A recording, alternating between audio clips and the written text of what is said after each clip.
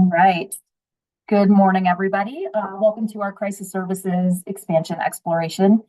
Today is January 13th, 2025, and this particular event today is going to be a discussion of crisis services, but really this is kind of a spin-off or an offshoot of the withdrawal management focused work group that has been meeting for the past few months.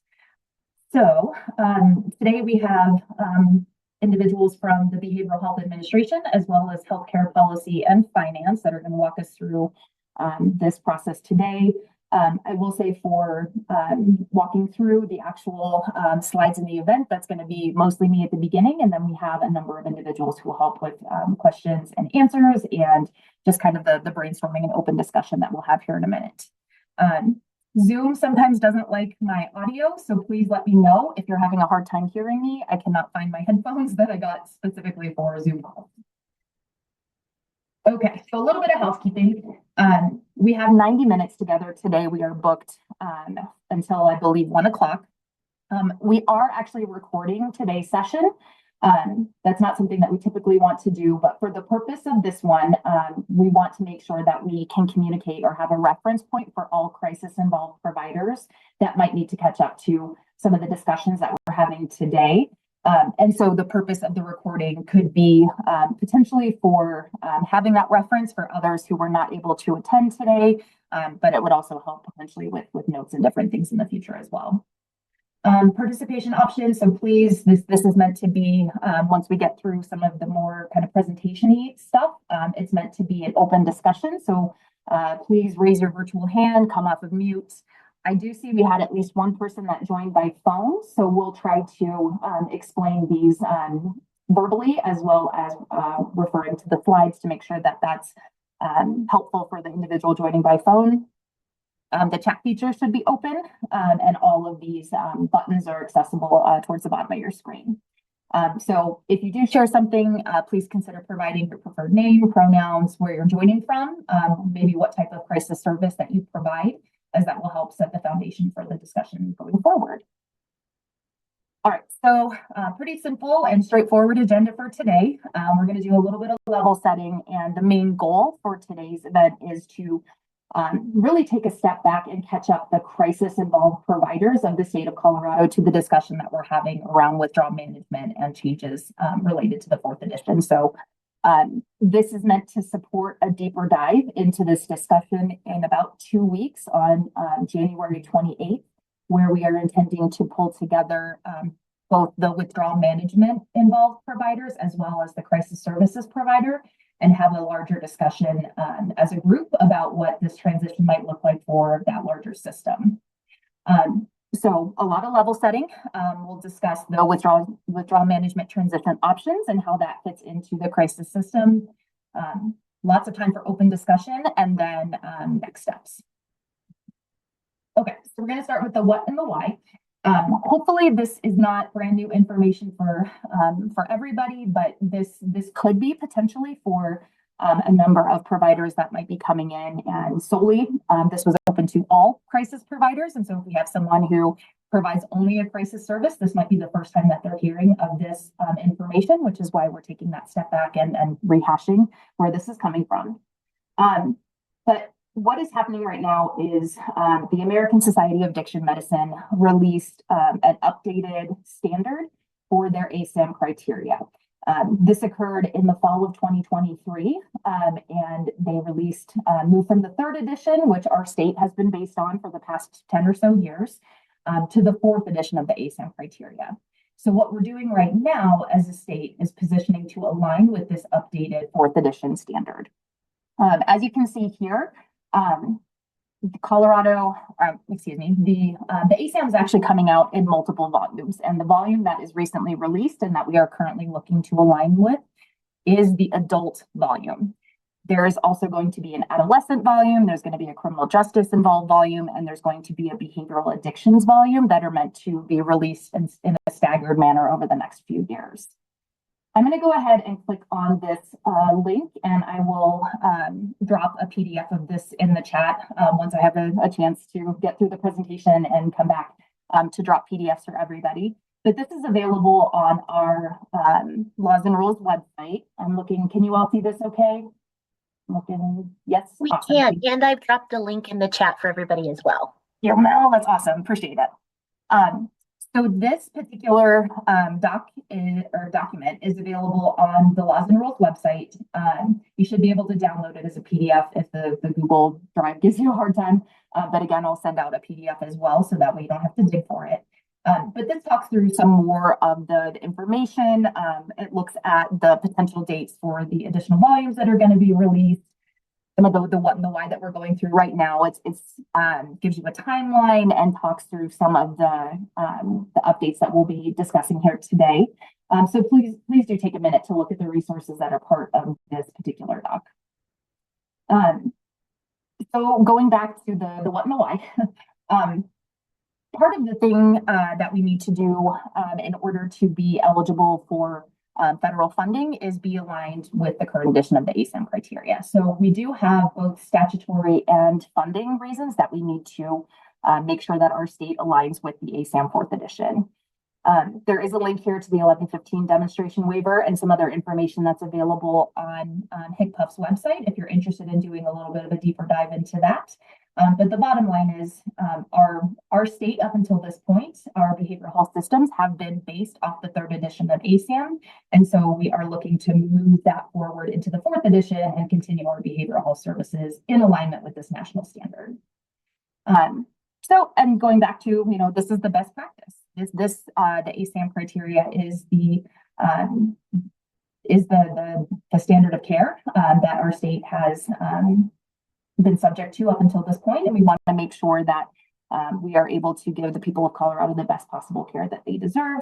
And we're hoping that we can figure out a way to make some of these changes that are a little bit more of the challenging ones, to actually utilize them as an opportunity to grow our services.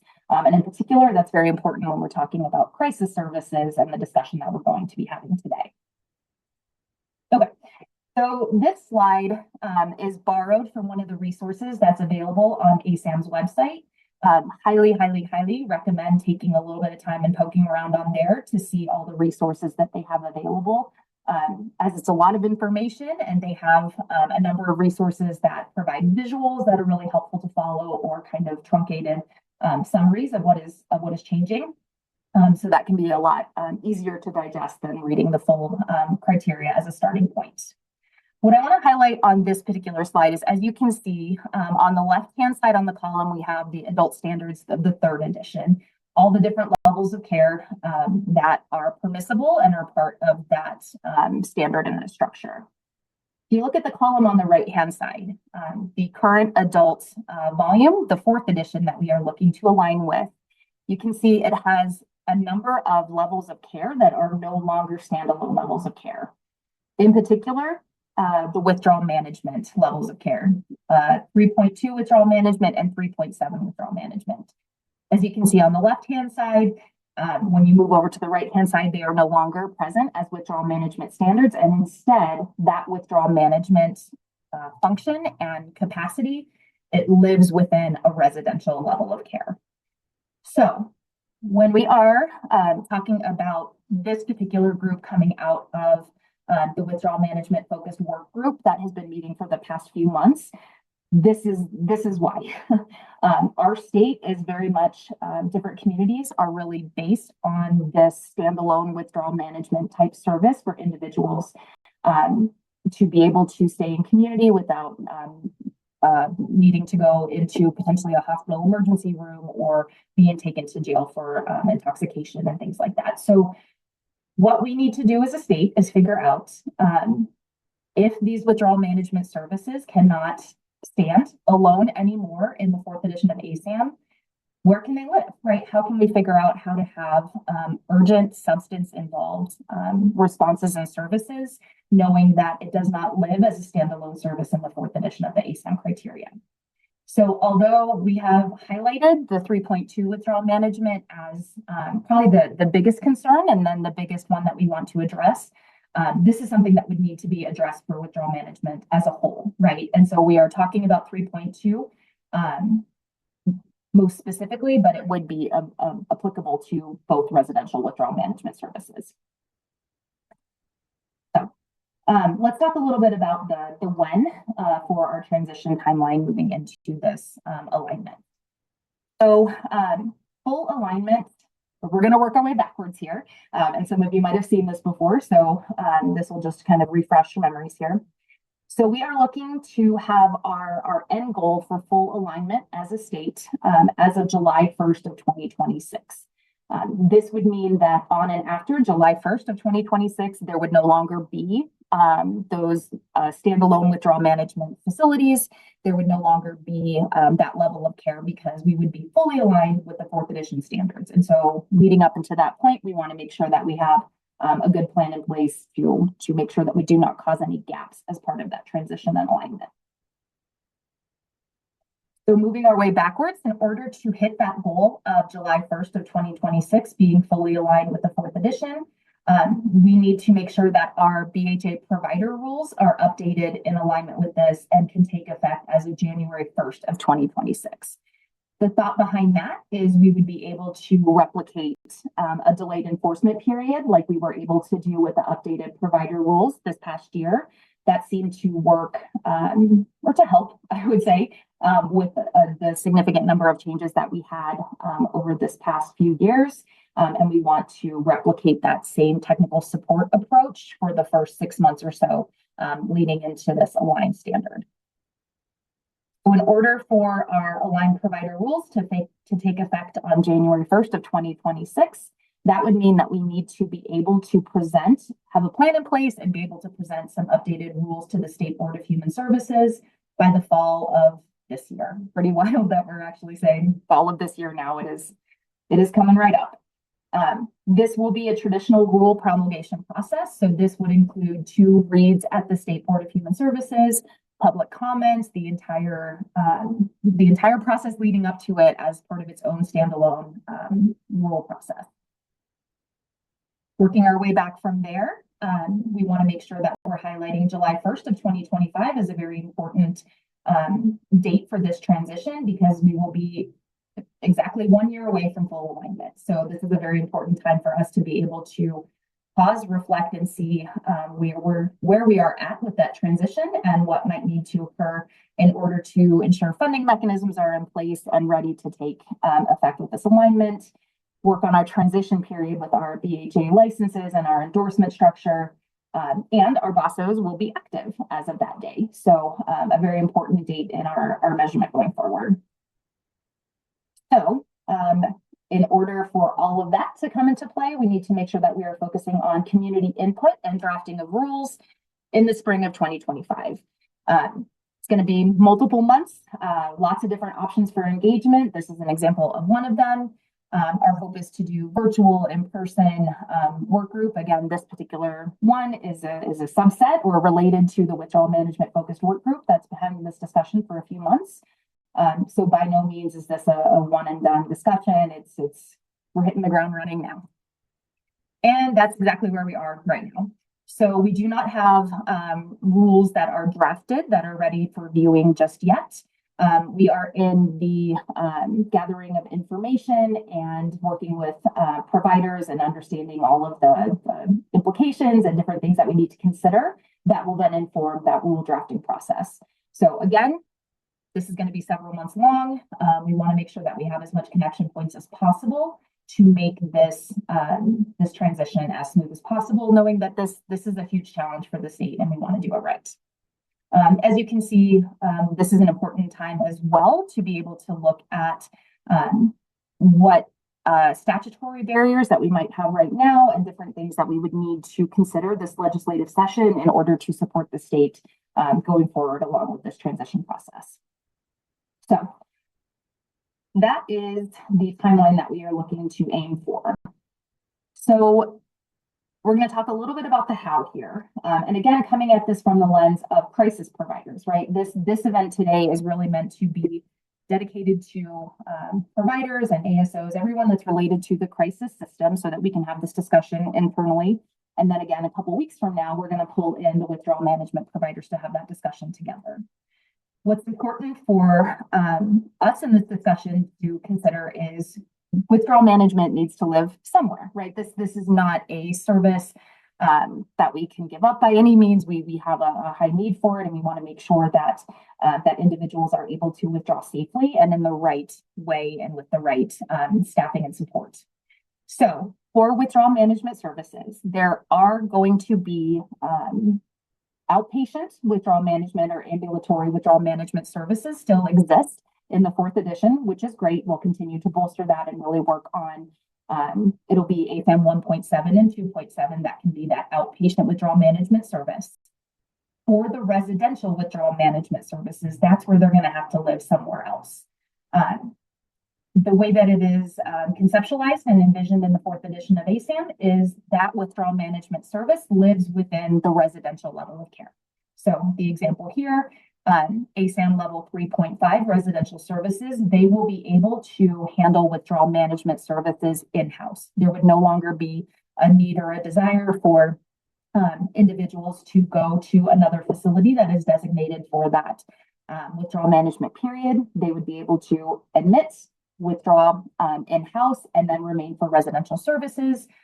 Or if something were to happen while they are already engaged in residential services, they can stay in-house to go through withdrawal management protocols as long as they're safe to be at that level of care. So that is one. Oh, did I hear somebody? Sorry. Nope. Okay. So that is one option, and that is one that we're going to explore kind of in its own little subset. But for the purpose of today, the other area that we really want to explore is formalizing withdrawal management protocols as part of the crisis system. In effect, they are already a huge part of our crisis system. A lot of communities utilize these 3.2 withdrawal management providers for that urgent and emergent substance involved needs. And so that's part of this discussion today is really looking at what would this look like for the crisis system to formally embrace withdrawal management in their facilities and as part of their process. So the example that we have listed here is one that has been floated to the withdrawal management work group, and we're going to discuss that a little bit more today. Looking more at kind of like a receiving center type model for our crisis centers. So essentially having a walk-in crisis or a WIC with crisis stabilization unit on site that is also able to handle withdrawal management protocols. So that is one thing that we will explore here today. And I'm going to pause real quick and just come back. I see that there's a couple chats. I want to make sure that there's nothing important that I missed that I needed to address before we get in there. Ooh, Christine, great question around 2.7 outpatient withdrawal management. Let's come back to that one. I think what we can do is get through some of the discussion points here, have the open discussion around this concept of adding the withdrawal management protocol to the existing services, and then circle back to look at the outpatient withdrawal management. Okay, not seeing anything else that we would need to come back to. So what I'm going to do is take just a couple minutes here to walk through this slide and some of the resources that are part of this particular idea that has been discussed and that we want to get your thoughts on. So I will say this is couched right now as a WIC plus CSU with withdrawal management protocol. As we're talking about these options, by no means are we saying that this is the only option or this is what is happening, right? This could potentially be a discussion point of a WIC plus an ATU. It could be a number of different ideas and things that we want to be able to explore. But this is the main one that was started because it seems like it is the most likely to align with a lot of the services that are already being provided. So potentially the best or easiest transition over for providers that would keep communities afloat with this urgent crisis need addressed. So we do have a walkthrough, a little bit of a crosswalk here that is in the process of being updated to have more information and more options added to it. That will be part of the discussion that we have in a few weeks with withdrawal management as well. But and thank you all for putting that comparison doc in. So this really walks through current state, third edition and behavioral health provider rules information, right? So we have a little key here that we'll talk through, what some of the requirements are. It has a couple different parts of rule that are highlighted just for an ease and reference and being able to look at and make these comparisons. But then on the page, on the second page, it really talks through kind of line by line and section by section, what are the expectations for your 3.2 withdrawal management provider, or a walk-in crisis center, for a crisis stabilization unit. So the idea with this is we have a visual crosswalk where you're able to look at this and say, potentially your provider is a crisis stabilization unit, not super familiar with 3.2 withdrawal management. What might you need to add to your services for this to be aligned current state? I will say this, this does walk through, again, current state requirements. So that doesn't mean that what we're going to be moving forward with will be exactly this. This is a starting point for, if we were to make this transition today, here is what that expectation would be. What works for your program, what does not work for your program, and that will help us inform drafting the rules going forward to make this work for all. So I would definitely recommend, as we're talking through this, if you could have this crosswalk kind of in the background and take a peek at it if you haven't seen it yet, as it might help inform some of the discussion that we have here in a few minutes. So the thought process behind this, and simply having this combination receiving center type model, is we would still remain equipped as a state to handle substance involved crises, right? That's how they're being handled right now. It would not necessarily reduce access to crisis services. In fact, it might actually enhance access to crisis services or increase them depending on the community and how they've operationalized this. So the goal would be to build up the crisis system, maintain those urgent and emergent behavioral health access points. With what we're looking at here, the WIC plus CSU with withdrawal management protocol, this probably is the closest one to align with a number of our withdrawal management facilities and just the physical plant and how it is set up. So again, the thought with that is there might be small tweaks that are needed to make this functional, but they hopefully would be ones that are easier or more tenable to get completed. This is a model that other states have utilized, and there is success with that particular type of a model of it's no wrong door, right? You walk in there, somebody can do the screening and figure out where the individual needs to go and potentially handle whatever that need is in-house. And again, the thought here is this could be a realistic option, and maybe not the only option, but an option that can really set the state up for success in making this transition. So right now, we're at the point of continuing to gather information around potential funding gaps, figuring out how we can try to support that need immediately for that immediate transition, as well as sustainability.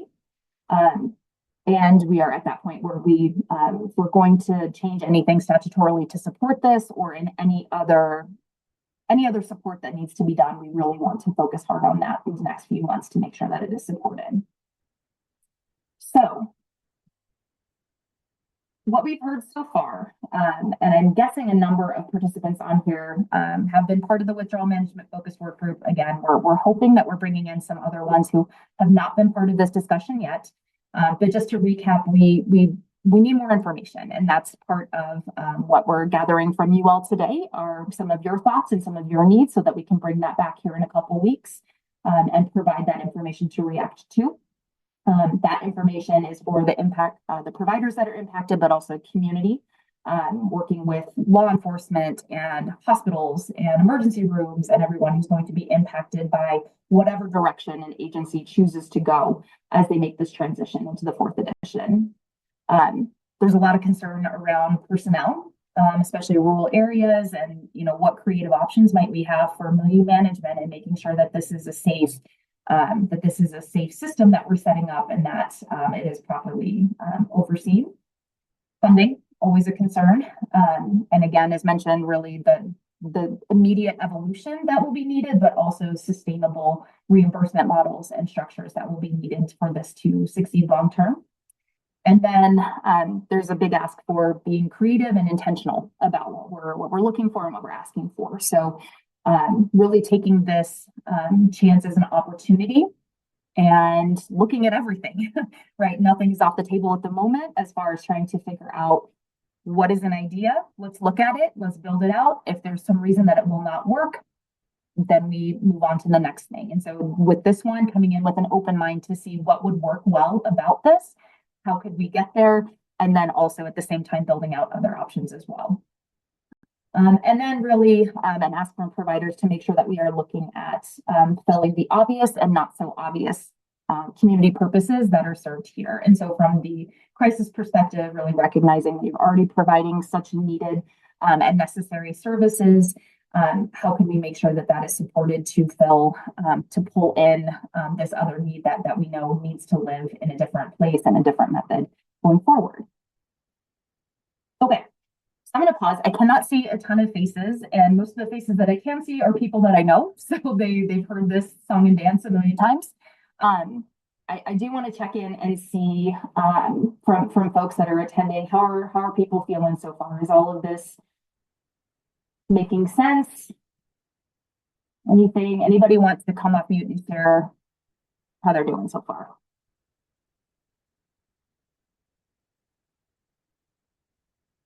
And that's okay if not. This is Sydney Melson, representing COPA. I do want to echo the concerns about rural providers not having the workforce capacity to support this. They've stated that this is not a feasible option for them. I had a question. Do we have an idea of like how much this would cost a provider to implement?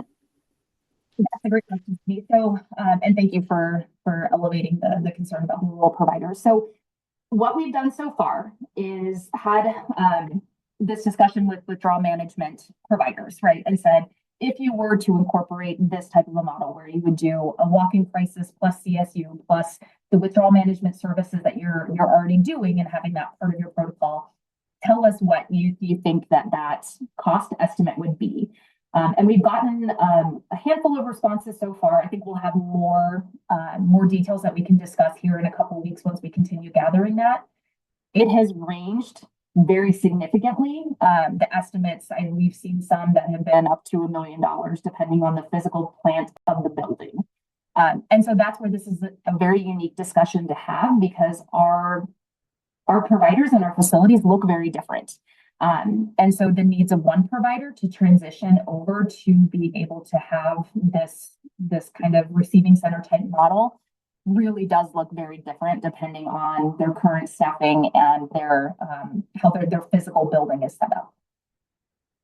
So it's a tough question to answer because it has looked very, very different from provider to provider.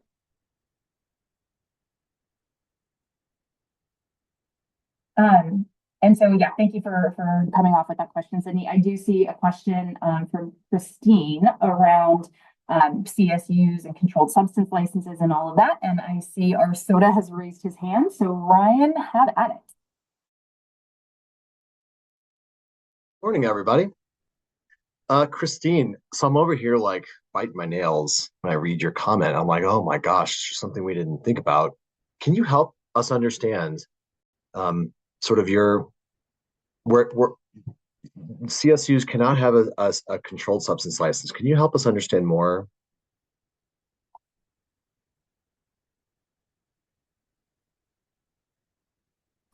I don't know that I have more information to give you. I just was told that, and it's very concerning to me as someone that's been running a detox for the last 11 years, not to be able to have Librium or other medications such as Suboxone in order to help people through their withdrawal, especially preventing things such as seizures. It feels really concerning to me that we would be pushing for CSUs to be managing withdrawal without having the ability to have these tools at their, in their hands. Thank you for a little bit of that background. Actually was helpful to hear. So one, I'm not aware of any restriction that would disallow a CSU from having a controlled substance license. A controlled substance license is really intended to monitor and manage for stock controlled substances that are dispensed for the purpose of treating a substance use disorder or withdrawal from a substance use disorder. There are withdrawal management facilities that have CSLs in our community. There are outpatient facilities that have CSLs. And so I don't see in the immediate a reason we could not have one in a CSU setting. Happy to dive a little deeper, but that's my perspective. Did you, by chance, did you hear that restriction from a state agency? I heard it from our compliance who are in those meetings talking about these types of things. So as we're trying to look at this, that's what we were told. Okay.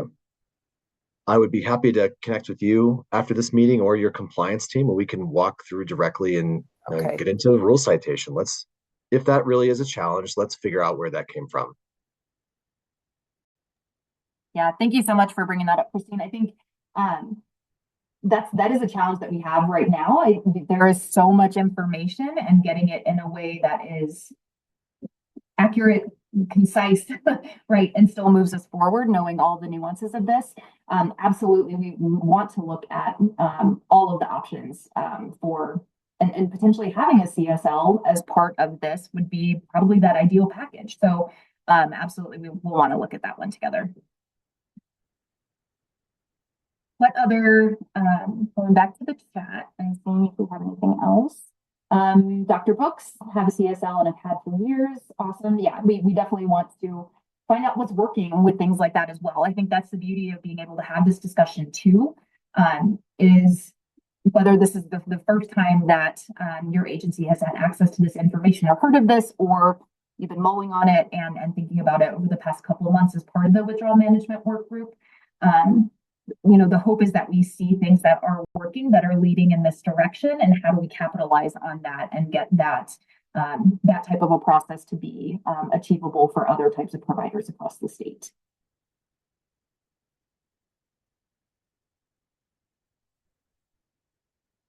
And I'm seeing Mark looking at Dr. Brooks and the Fort Collins model. Absolutely. So let's see. What other thoughts, questions, or concerns do people have, or immediate reactions, right? Knee-jerk thoughts.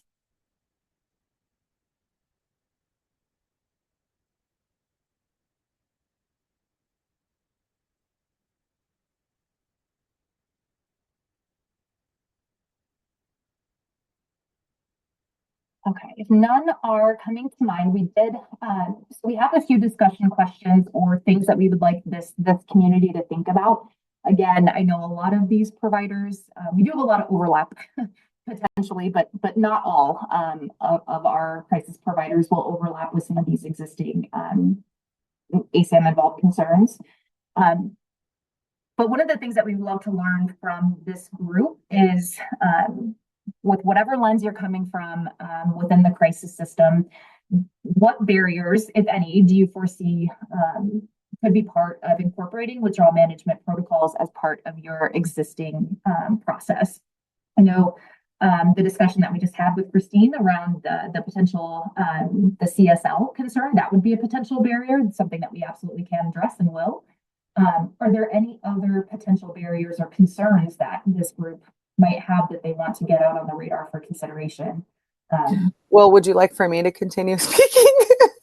If you want to, that would be lovely. So, I mean, one of my bigger concerns is that, so for instance, I'm actually sitting in our detox unit station right now. We just had someone come in who's on quite a bit of meth and really unable to function. And it concerns me that this person would be in a milieu along with someone who, say, is profoundly depressed and has never really been around folks who are unhoused and unable to manage themselves as well as their symptoms. I really feel uncomfortable about that. And I feel like I am able to say that because our system is a detox with a crisis next door. Like, they're in the same building. And so I see these clients all day long. Like, I'm actually managing crisis and detox, and the blend of the two just does not feel appropriate to me. Or, you know, a 4-year-old kid's in here, or a 5-year-old kid who says he is going to shoot up his school and they sent him here is with this man that just walked in. Like, the two are not, they don't mesh for me. Thank you, Christine. I appreciate you sharing that, and that's not something that we haven't heard, and that concern is shared among other providers. And so I wonder, with that concern, is there a way that we could figure out some ways to handle kind of in-house separation, even though they're part of the same building, the same area, right? Is there a way that we could get creative with how to keep those milieus separate, but having the facility still able to handle whatever needs are coming through the door, I guess, would be my question for that. And there may not be an immediate answer, right? But it's something to consider as we look at this. If we are really to move in this direction to figure out how to do it, absolutely, we need to make sure that it is appropriate and that individuals are appropriately placed within there, and that we don't have mixing of populations in a way that would be damaging to anyone.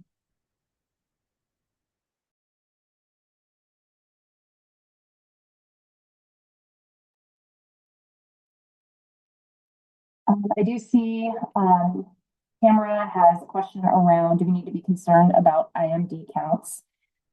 Does anyone want to respond to that question? Thank you, Jennifer. You're up.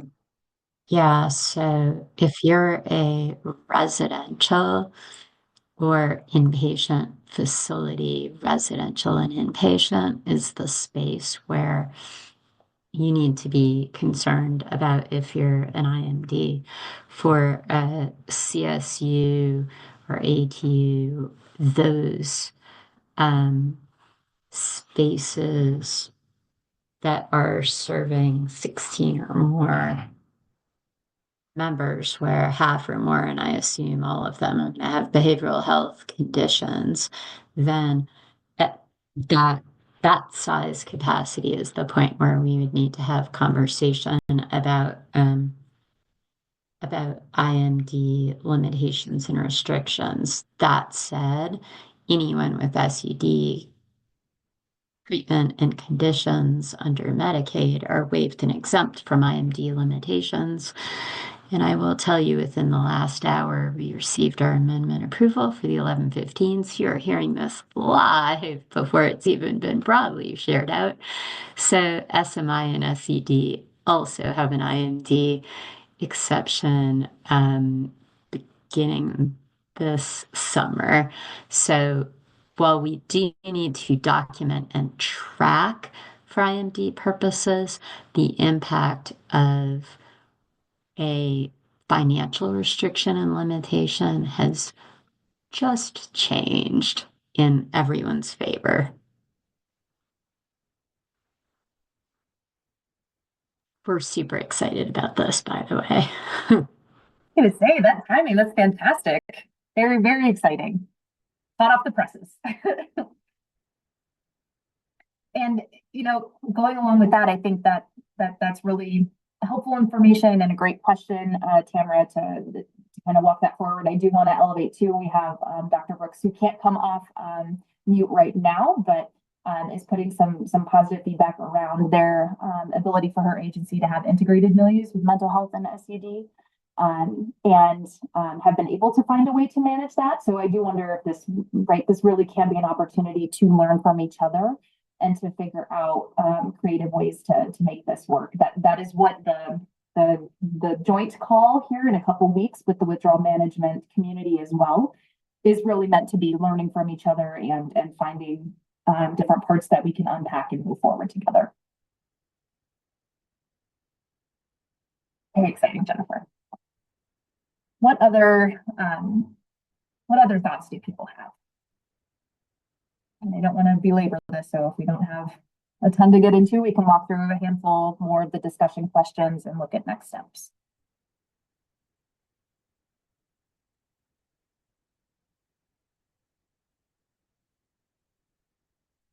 So for this particular group,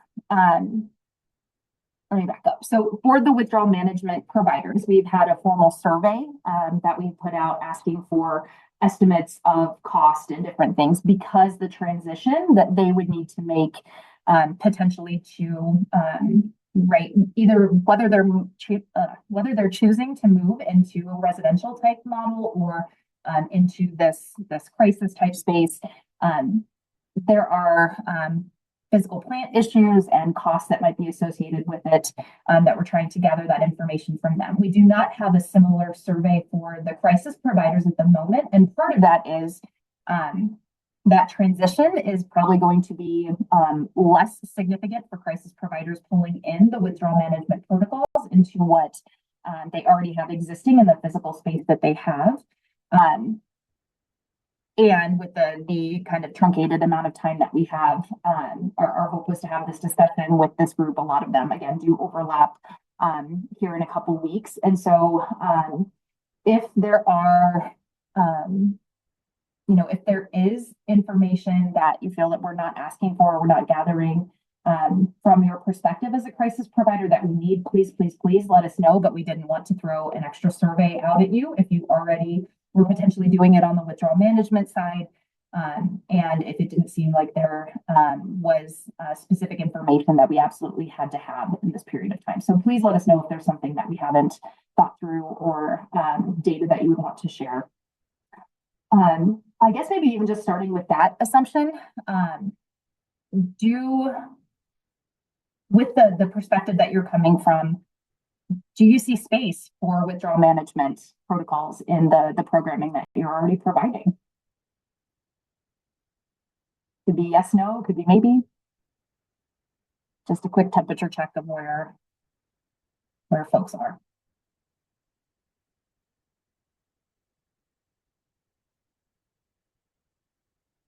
See a yes. Thank you, Dr. Brooks.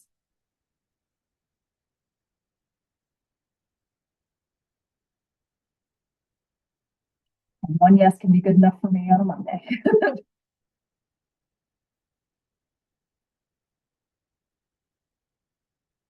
Okay. Seeing from Christina in our current building, no. New building, end of 2026, yes. And that is, again, that's a shared concern.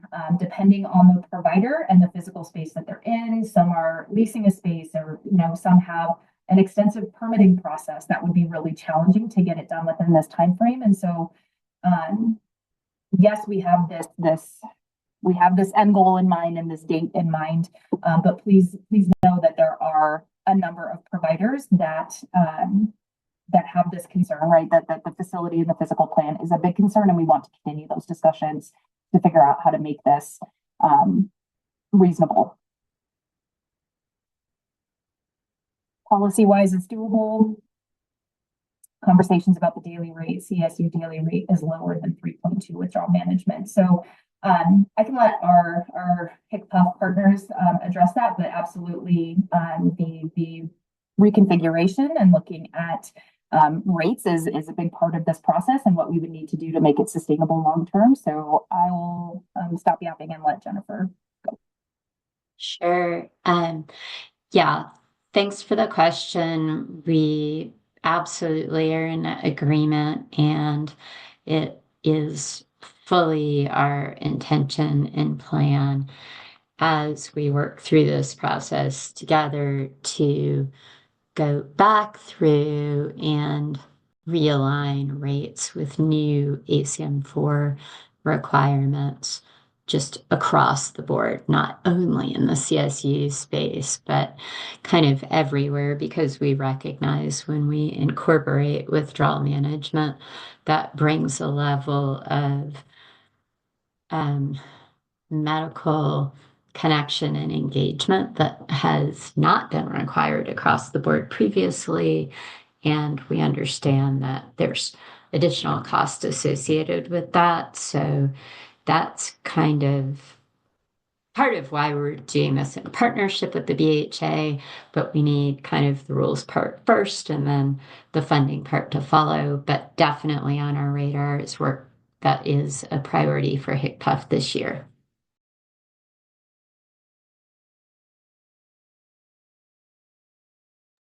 Awesome. Thank you, Jennifer. And while I had a minute to pause there, I am starting to grab the PDFs in case you have firewall issues, as we hear sometimes as well with getting some documents off of the website. So I will drop those PDFs that I promised as well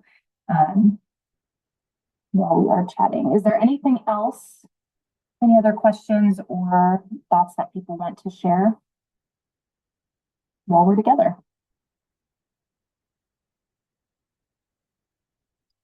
Let's see. Is there a generic crisis model that can be reviewed to see what transitions that need to happen? Ooh, that's a great question. Anyone on? Anyone?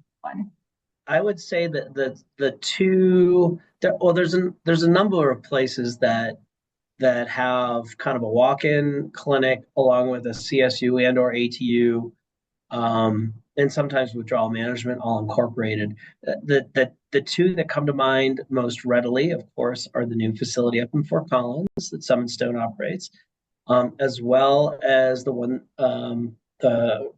the what Sol Vista operates. Those are examples where a single campus is able to house so it's a one-stop place where a family member, law enforcement, whoever are able to bring someone with some level of behavioral health crisis with or without substances on board and know that they're going to be able to care for them. And I'm quite certain we could probably cajole some of those providers into doing some sort of show and tell or presentation. Love that idea, Mark. Go for it, Jennifer.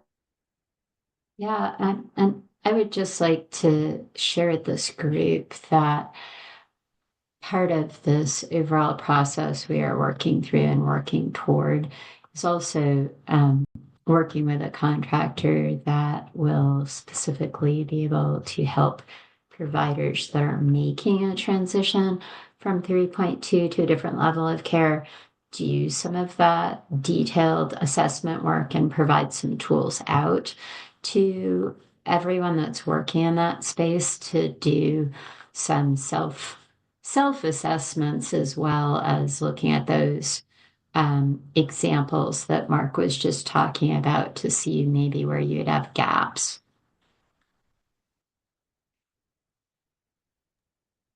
Beautiful. Thank you for that. Some seeing some, yeah, that would be appreciated if we could figure out a formal way to learn from some of these providers as well.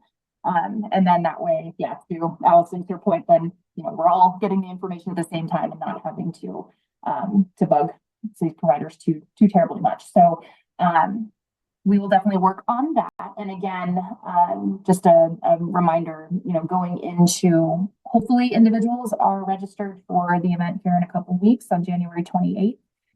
But we'll have access to a number of providers that are part of this discussion already at that point. So hopefully we can utilize some of that time for this as well. Going back and looking at a couple of the chats here, let's see. If we choose to go the CSU route, concern is the potential cost of having additional licensed staff, prescribers, and medical staff. Initial thoughts on funding for this.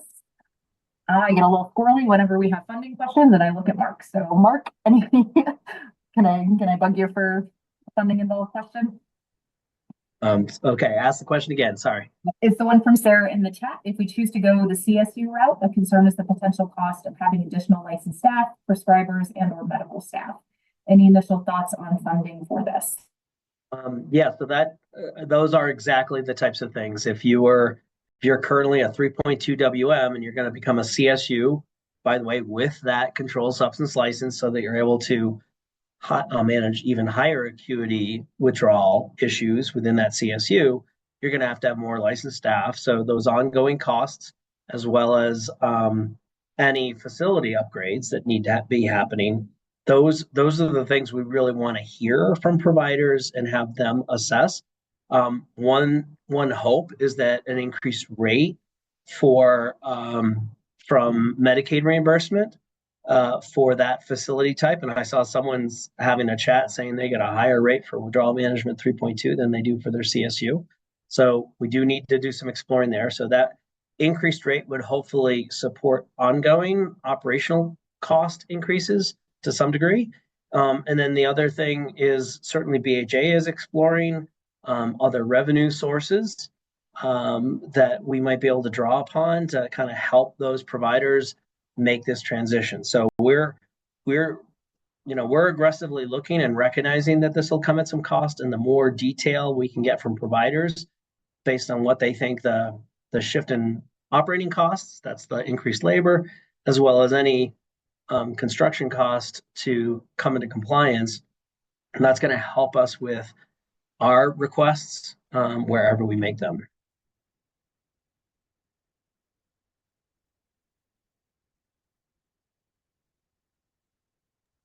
Thank you, Mark. And that is why I bugged you for all those questions, because you respond to them beautifully. Yeah, so I'll take all and any input that you have. That is a huge part of this discussion. I am going to put in the chat real quick. There is a core service characteristics, which is essentially a document from ASAM that walks through a crosswalk of the different levels of care. And going back to one of the first questions that we had about ambulatory withdrawal management, this is detailed on that crosswalk in that model. So I'm going to pop this in here in case people want to look at it. I am seeing some other questions rolling in, and so I want to make sure I came back to the ambulatory withdrawal management as well and didn't forget that. But we can still come back to that if we have time after getting through some of these other questions as well. And just looking back at the chat. Yeah, seeing some of the concerns about current withdrawal management workforce potentially jumping ship if they don't see a viable transition in the new model. 100% agree, right? That's why we're going to be hearing from us quite a bit. And to the point of these next few months, this is where we're really going to see what we can come up with and how to make this sustainable. And we need you as part of that discussion to make it work. Going to Sydney's question of what happens if the provider is unable to implement the changes. Realistically, what we would look at with, let me back up. Are you asking from the lens of like a withdrawal management provider that's unable to make the changes, or are you talking about a crisis provider that is not able to bring in withdrawal management, or what is the lens? I think I'm asking about both. Both. Okay. Well, I mean, the come July 1st of 2026, if we have a provider that is operating in the ASAM space, right, behavioral health services, if it's residential services or outpatient or whatever it is, they will need to be aligned with that 4th edition standard in order to have that endorsement and that license. And so for some providers, they can choose to go a number of different directions. If they could essentially choose a different level of care to serve. If they're not able to make the transition from, let's say, the 3.2 withdrawal management to a 3.5, they could potentially opt into an outpatient level of care, right? It could very much depend on the provider and what they want to do. As of right, there would not be an endorsement or a reimbursement structure to support the exact same service that they have right now if it is moving outside of the 4th edition standards. So it is a big concern because we want to make sure that we have enough lead up time to figure out something that provider can successfully transition to. And that's where this comes into play of, maybe the natural transition for some of those providers is into this crisis space because they're already doing a crisis type service. And then just pulling in some of these other expectations would be the closest alignment for them as opposed to potentially going to a full residential program. But for others, we've heard 3.5 withdrawal management, 3.5 residential works for them. And that's the model that they're going to do. So it is going to look very different depending on the provider. I hope that answers your question well enough. I'm seeing, oh, and it looks like Mark responded to one that I accidentally skipped around the WIC and CSU in the same building. We need to look at potential campus models and what that would look like. And that's something that is on the radar for be looked at as part of this discussion as well. And I'm seeing some comments, withdrawal management reflects a different skill set than many of our current CSU providers. There's worry that this expertise is not available in the numbers needed to sustain this model across the state. Absolutely. So this is fantastic feedback and exactly what we'd be looking for. There's going to be a learning curve on both sides, right? So CSUs that would choose to implement and bring in this withdrawal management protocol, there would be an amount of training and right to catch up to being able to safely provide that standard. On the reverse side, withdrawal management providers that opt into becoming officially this crisis type model, there's a learning curve there. And I know this group in particular, one of the things that I think will be really helpful here in a few weeks is having some discussions around things that are unknown to the other side of the spectrum, right? A lot of the questions that we get from withdrawal management providers is concerns around, the walk-in crisis model and what does the 2765 designation requirement look like for this type of provider. So things that are just not known as part of the model that the provider currently engages in. We're going to need to learn from both sides and absolutely make sure that there's a training mechanism in place to heighten the standard and knowledge for providers that opt into this.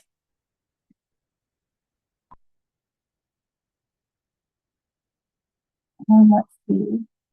I see Katie's question. I joined late, so I apologize if this was already answered. If your CSU is part of an ATU, I just don't. What licensing will we need to fees in order to do withdrawal management as part of a CSU? We currently have a walk-in crisis, but once triaged, we're sending out individuals that need primary SUD. I'm interested to know if our ATU can serve individuals in the future.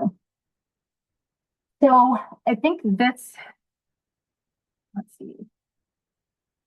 As far as very specific, this is absolutely part of the discussion, is what I want to say, Katie. Figuring out how we would be able to manage that in this type of a model is exactly what we're looking for. So as of right now, we have like the crosswalk that we have is very heavily withdrawal management, CSU, and walk-in crisis. It's not meant to be exclusively that. We still want to explore what this would look like for ATUs. And if that would make sense, really the target that we started with of that CSU and WIC combination was the most aligned to get a starting point, but it is absolutely not exclusive to that. So we could certainly explore this from the ATU lens as well. And if I could just comment, Mariana, Yes.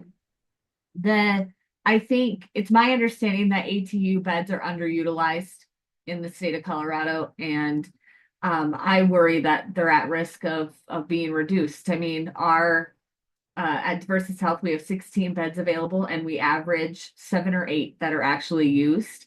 And so we know there's a bed shortage, but then we're not getting people routed to the appropriate level of care. So I'm looking at sustainability of ATU beds and trying to figure out other avenues to utilize those beds. This might be one of them, and it may be that we need different training or different staff, whatever that might be. But I think incorporating ATU in the discussion would be really important, because we were originally, as part of our BHE licensing at Diversus Health, licensed as an ATU. And it was also licensed as a CSU, but then when all the regulations changed, we had to add the CSU endorsement. And we did that, and they're very similar criteria.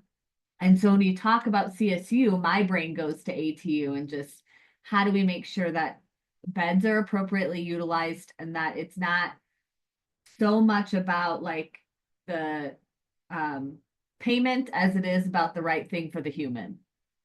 And right now, I think people are going to inpatient level of care that could be served at an ATU. They're going to detox or jail, whatever that might be, that could be at an ATU. Thank you. I really appreciate the additional clarification there. And I think I think this is really helpful and exactly what the discussion that we want to have. This is part of the discussion. I think we're going to bring in as part of this process, making sure that we have discussions specifically with the rule updates that would support this and some of the partnership that we'll need to have with HICPUF around this. So thank you for that clarification. I'm seeing too, we have concerns around timeline. That is absolutely shared. That is a shared concern, especially for as the example given in chat, right? 6 months for construction permitting in Denver, not give a whole lot of time, right? The decision would need to be made pretty soon in order to make that even a possibility. And so, what I will say with that is, yes, we're aware of it. We want to gather as much information as possible to support moving into this direction. Please keep in mind that as we make this this transition moving forward, that if there are certain things that that you're not able to do within a certain period of time that are that could be part of a waiver process, we can absolutely look at those for specific instances. The challenge I think with that would be right, we need to be moving in the direction of making this transition and getting as close as we can. So if there is very specific requirements that you're not able to meet within that particular time frame, we would love to hear about that to see what that would look like, and if it is something that can be waived or not on a temporary basis while things are situated. Seeing concerns of the loss of beds for behavioral health or withdrawal management, do beds have to be designated? So with this question, the part of what we're looking at here is figuring out, we're going to have some challenges with the EC and IC process and figuring out where that will need to live as a state going forward, right? Because that is something that lives with 3.2 withdrawal management currently.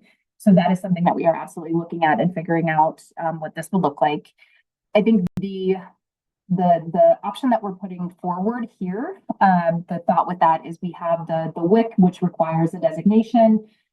We have the CSU, which does not necessarily require a designation. And then we have the withdrawal management protocol that would be squeezed into that. So as of right now, this particular model that we're putting forward would have a designation that would be attached to it. But again, there may be other room for other models that we're considering as well. But with this one, it does require a designation. Did that answer your question? Sorry, that was a little bit rambly, Victoria. It did. I think I'm more concerned on the adolescent side. Mm-hmm. That, again, for the adults as well, that if there has to be certain beds that are left empty because they're designated for a certain type of service, what that's going to do. Does anybody else have on BHA or HICPUF side have any follow-ups to that? Like, that is absolutely a concern, and we want to make sure, right, kiddos and getting care for youth is supported as part of this as well. So if anyone has anything to add to that, that's a great point.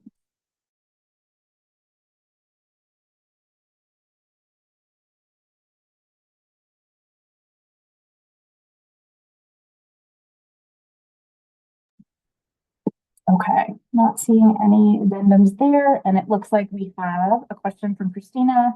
Is there any concern in the Denver area that there were too many CSUs and a withdrawal management facility may not be approved to transition to a CSU with withdrawal management protocols?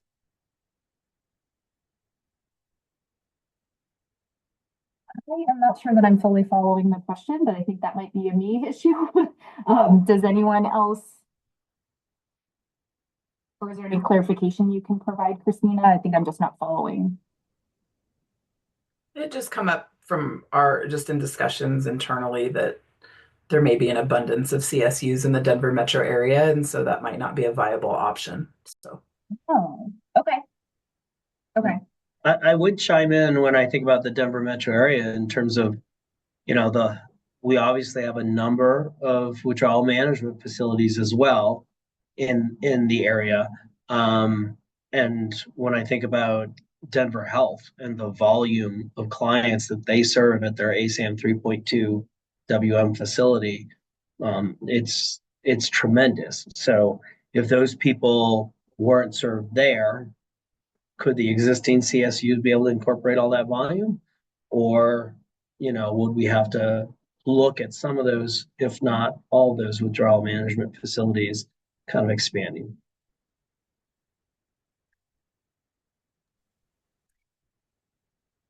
And going back, I think, to that as well, again, not every provider is going to choose the same path for making this transition, right? So we're not seeing a trend of every single 3.2 withdrawal management provider saying, yes, I'm going to go this CSU WIC route. We have a lot that are still kind of in the deciding process and trying to figure out what makes sense for them. But we also have a number that are saying 3.5 is the way to go. And so we're expecting to see different paths and different choices across the state. And so I would not expect that to be an issue, but that is something that we would want to be aware of. And just a quick time check, we are approaching 12:40. Are there other thoughts, questions, concerns? Looks like the chat has slowed down, so any other thoughts that people have?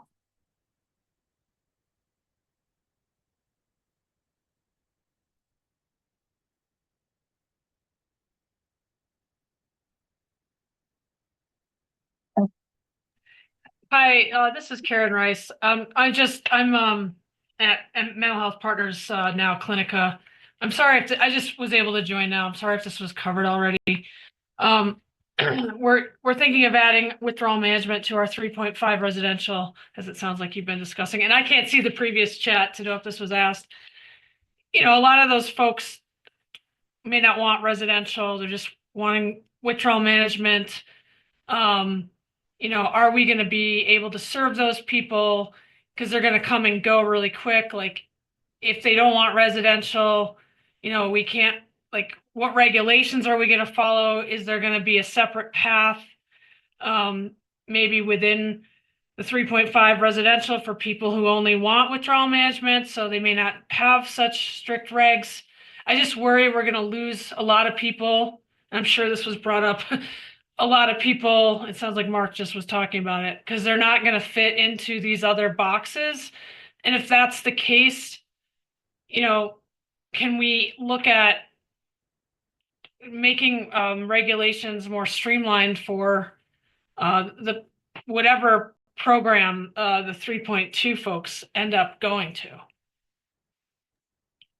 Yeah, thank you, Karen. So it's a great question. And so we actually haven't talked a ton about that particular concern. And part of the reason for that is we're dedicating the month of February to looking at a lot of the residential involved concerns. So there's a lot of different things that are kind of moving and shaking here. And right now, leading up to this point, we've been really looking at the withdrawal management services, where could it land in addition to residential involved programming, because that is supported by the ASAM. So we have guidance around that. We have a path that we can follow, and we'll do that together. So far with this and kind of the discussion today, it's really been around how could this fit within the crisis sphere as well, so that way we have multiple options in different places where it could live to support the state. So I think your question is leading beautifully into a next step for residential services and making that transition into the 4th edition. So I might actually just go ahead. I'm going to move the slide forward just one more. So what you can see on here, so this month we're really dedicating a lot of time, energy, discussion points to continuing this withdrawal management within the crisis sphere, right? Partnering those two options.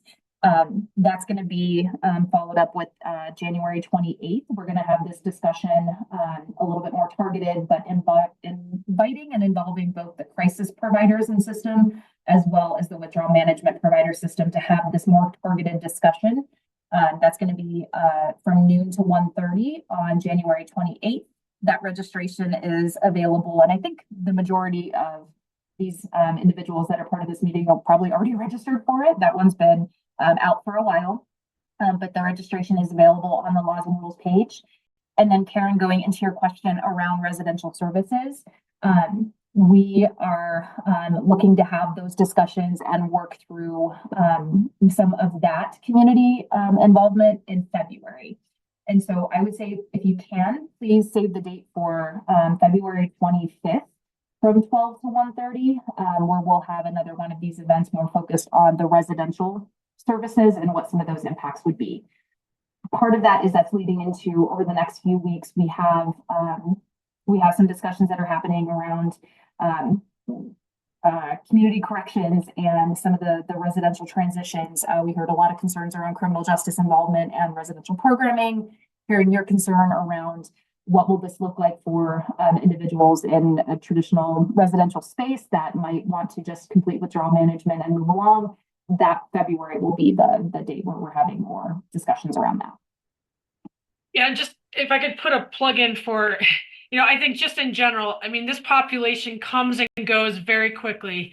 And no matter what program they go into, there's a lot of regs around paperwork and requirements. I just think no matter where this lands, we've got to find a way where we can, admit patients and discharge them very quickly, because I just think that's going to become a huge issue for this group. Thanks. Thank you. Definitely appreciate that. And yeah, we'll have lots of rules to react to, and we'll take that input and plug that into the rules that are drafted over the next few months as well. We've got to make this work. So appreciate the input. Going back to my text, I'm scrolling back down to see where we're at.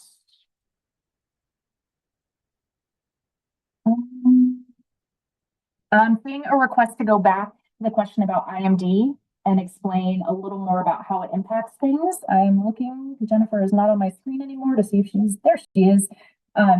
Would we be able to go back to the IMD question based off of Jennifer Wallace's question? Hang on, let me go back to Jennifer Wallace.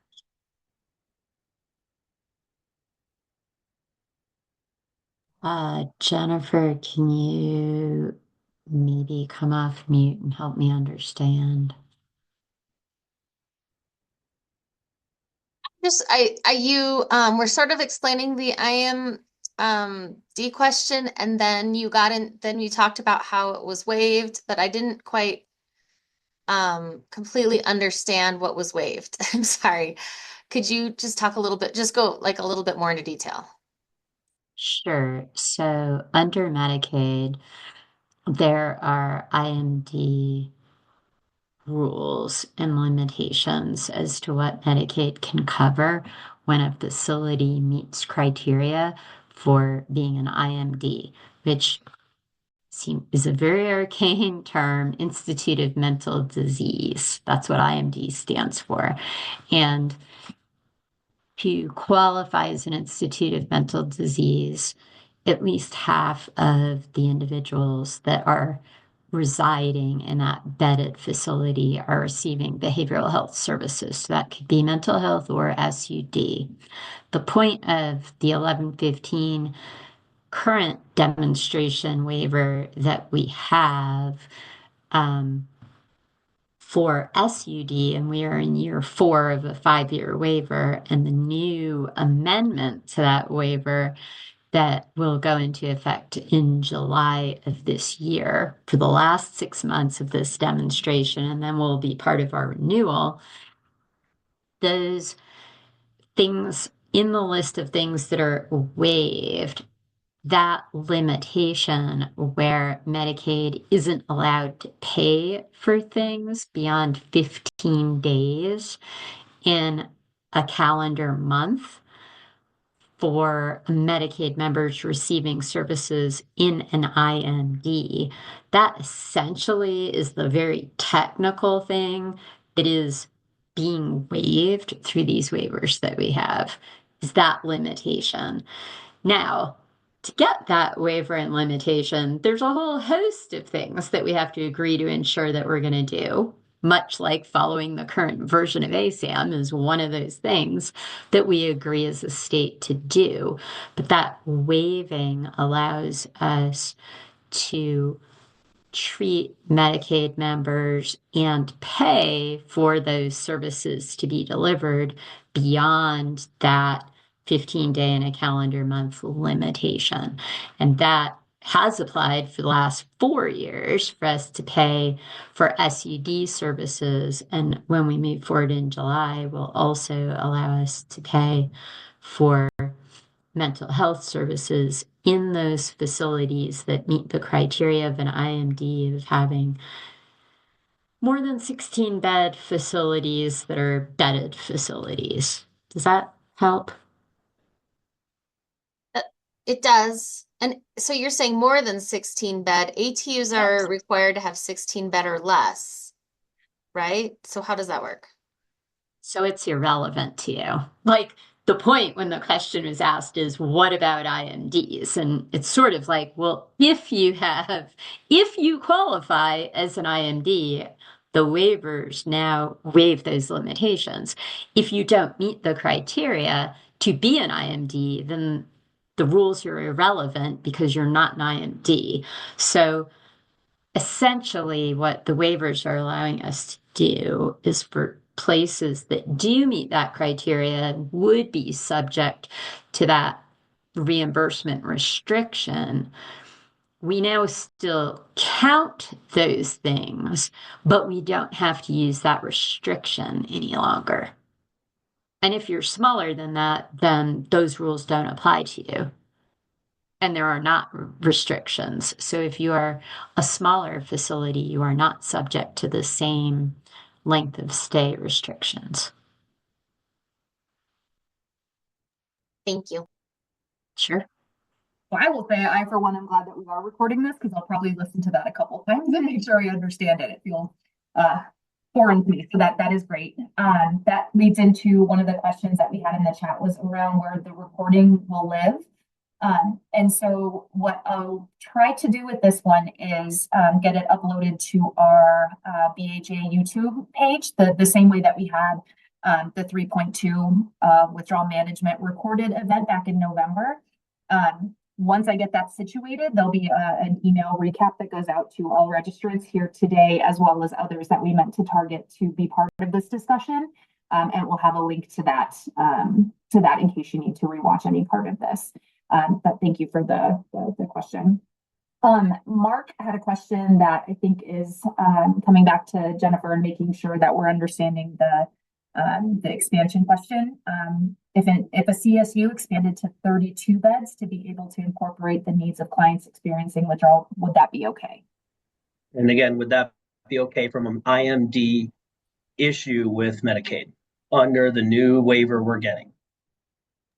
Because I think that's the way I was interpreting the question. So again, I guess maybe we need to also, I know other folks on my team are on this call, and I definitely think we will take advantage of hearing these questions to think about, here's my shameless plug, our new behavioral health webpage, which we can share a link to. And I think information about INDs, I'm hearing we should be posting some more information to refresh that in people's minds. Essentially, I would love for all of you to walk away saying, we have nothing against IMDs. IMDs can be a very useful, good, and efficient way to ensure that we can provide services to Coloradans who need them in an efficient way where we have some economies of scale.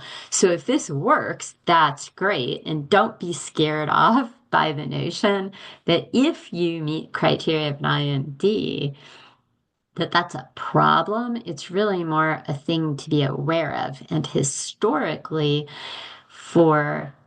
again, until we get to July of 2025, if you are serving members that have mental health conditions and you are these larger facilities that qualify as an IMD, then that does impact your reimbursement because there is a 15-day in a calendar month limit.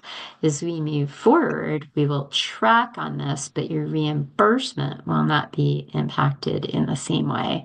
So in partnership with the BHA around what the rules are around your license type and how your facility is viewed, if you are considered a residential or inpatient facility, then these rules about IMD would apply to you if you cross that size limit.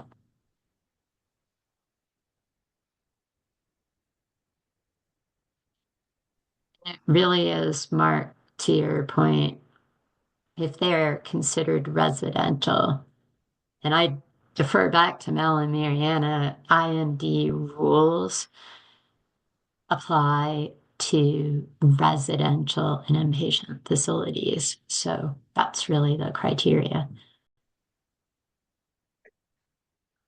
And obviously that 15 days in a calendar month, my understanding, and Mariana and Mel will correct me if I'm wrong, is it isn't an expectation that CSUs are typically keeping people for more than 15 days in a CSU. I don't have I don't have that information right offhand, but my assumption is no. But I'll need to double check. I see Val shaking her head, so yeah. So with that, I don't know if my screen followed me the way that I wanted it to, but Megan, I clicked on the, yes, it looks like it did. I clicked on the webpage link that was dropped in the chat there.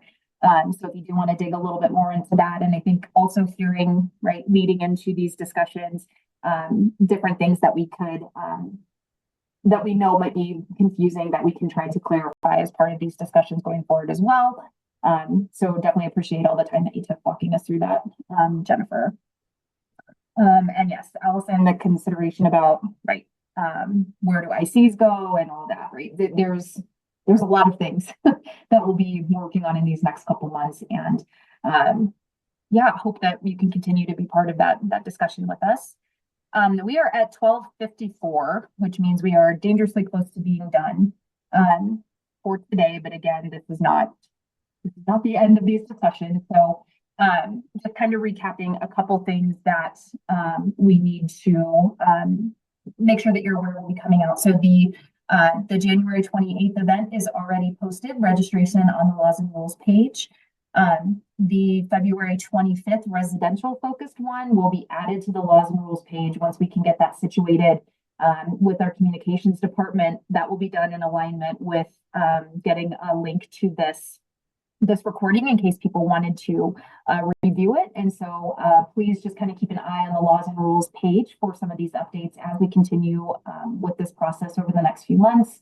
But I do intend to send just kind of a recap email to all registrants from today so that they have the information and easier access to some of this information going forward.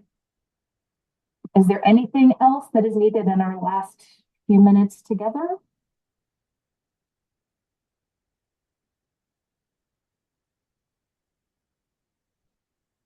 I am hoping that the